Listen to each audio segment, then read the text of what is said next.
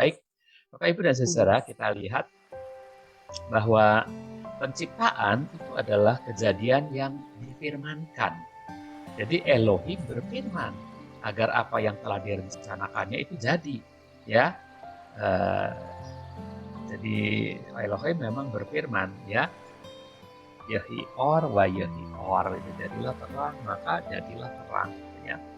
Jadi sesudah menciptakan segala makhluk hidup, dia mengizinkan Adam yang dibuat secitra dengannya itu untuk berbicara, untuk berfirman juga. Jadi Adam itu bisa bersabda juga, berbicara juga, berfirman juga. Ya, untuk apa? Untuk berfirman, untuk berbicara, menampai makhluk-makhluk itu masing-masing. Setelah makhluk-makhluk itu diciptakan dengan Tuhan, Adam yang dibuat, yang diciptakan secitra dengan Tuhan itu diberi otoritas untuk berbicara, untuk mengucapkan firman, ya, yang itu memberi nama pada makhluk-makhluk itu masing-masing, menentukan batas-batas habitat dan tugas-tugasnya masing-masing. Jadi kalau gajah ya itu binatang darat gitu ya, ya makanannya apa itu sudah ditentukan oleh Adam yang diberi otoritas oleh Tuhan, ya, dalam kehendak Tuhan. Jadi apa yang Tuhan kita ciptakan, alam semesta ini itu dia ciptakan dengan berfirman saja. Jadi maka jadilah gitu ya. Beda dengan kita manusia, kita dibentuk dulu dari debu tanah, kemudian dihembuskan nafas hidupnya, baru kita menjadi makhluk yang hidup, ya. Tapi yang lainnya itu hanya dengan berbicara saja. Nah, mengapa kita berbeda? Karena kita itu secitra dengan Tuhan, sehingga kita diciptakan secara khusus, ya. Nah, Ibu pada saudara, dalam 7 hari penciptaan itu pertama terang, kedua ada awala gitu ya. Ya, ini dia kemudian dipisahkan antara darat dan laut, ya. Dan ada benda-benda langit, ada ikan-ikan di air, di laut, dan ada binatang-binatang darat dan manusia pada hari ke-6.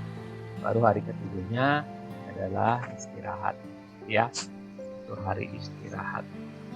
Jadi janji Yeshua HaMashiach dalam perjanjian baru itu mencakup berfirman juga. Jadi Yeshua, sang firman yang menjadi daging, itu menyampaikan firman mengenai hal-hal kerajaan Elohim. Jadi Injil kerajaan, Injil Yeshua HaMashiach itu ya, itu adalah soal firman, ya. Mulai dari pertobatan, kemudian lahir baru, dan berbicara dalam bahasa lidah, itu juga soal kejadian berdasarkan ucapan yang dampaknya mungkin bersifat spiritual, ya. Dan penginjilan pun merupakan tindakan ucapan. Jadi nggak bisa kalau penginjilan itu kita tidak mengucapkan sesuatu. Kita harus mengucapkan sesuatu. Bagi orang-orang yang pita suaranya tidak bisa mengeluarkan kata-kata, ya tentu mereka menggunakan bahasa isyarat ucapannya, ya, tapi sama, itu pun adalah ucapannya. Nah, saudara, jadi kita harus mengucapkan firman Tuhan itu, dan kita harus berani mengucapkannya dengan otoritas. Nah, itu yang tergambar dalam perjanjian baru, karena waktu Tuhan menyuruh Petrus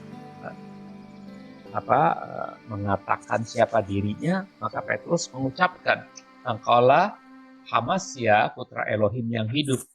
Lalu Tuhan berkata, bukan kamu yang mengucapkannya, tapi Bapakku yang telah itu. Maksudnya Bapak itu memberikan kata-kata, dan Petrus tinggal mengeluarkannya, mengucapkannya, ya. Jadi itu tindakan ucapannya dari firman Bapa, merema dalam diri Petrus, lalu diucapkan dari mulutnya. Demikian pun dengan penginjilan kita, doa kita untuk siapapun, ya, kita harus berani ucapkan, oke? Dan penginjilan ini adalah soal ucapan. Jadi Tuhan Yesus bukan diam saja di sini, tetapi dia mengucapkan firman kepada para pendengarnya, ya. Oke? Nah, jadi evangelization is to announce the Christ in us.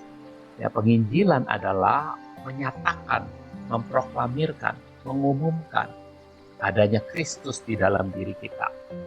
Kristus Sang Immanuel itu ada dalam diri kita, dan kita ucapkan, lalu mereka akan melihat perbuatan kita, mereka akan melihat fakta bahwa Yesua benar-benar, Hamasiah benar-benar hidup di dalam dan melalui kita, gitu ya.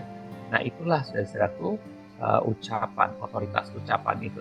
Nah, jadi tujuan dari pelajaran ini adalah untuk menyatakan pentingnya mengucapkan kehendak Tuhan yang dinyatakan ke dalam situasi-situasi kehidupan, termasuk dan tidak terbatas pada kesembuhan. Jadi apapun situasi kehidupan, tidak terbatas pada kesembuhan, tapi termasuk juga kesembuhan, itu kita harus berani mengucapkan kehendak Tuhan. Jadi kehendak Tuhan kita ucapkan, ya kehendak Tuhan kita ucapkan. Sama seperti beberapa hari ini, saya bersama dengan istri mengucapkan kehendak Tuhan, mengucapkan kehendak Tuhan. Oh, cucu saya terlahir dengan sempurna dan baik. Cucu saya terlahir dengan selamat, maminya juga selamat, menantu saya selamat. Ya, kita ucapkan. Dan ternyata Tuhan memenuhi janjinya bahwa kehendaknya Dia wujudkan, gitu ya, saudara. Jadi ucapan doa untuk orang sakit Kristen itu saudara harus berani mengucapkan, ya. Kalau saudara mengatakan get well soon, itu ucapkan in the name of Jesus Christ, get well soon, gitu ya. Saudara ucapkan, ya. Dalam nama Tuhan Yesus Hamasiah, saudara sembuh oleh kuasa dari bilur-bilur Hamasiah. Ucapkan, saudara, ya. Itu adalah mengucapkan dengan otoritas.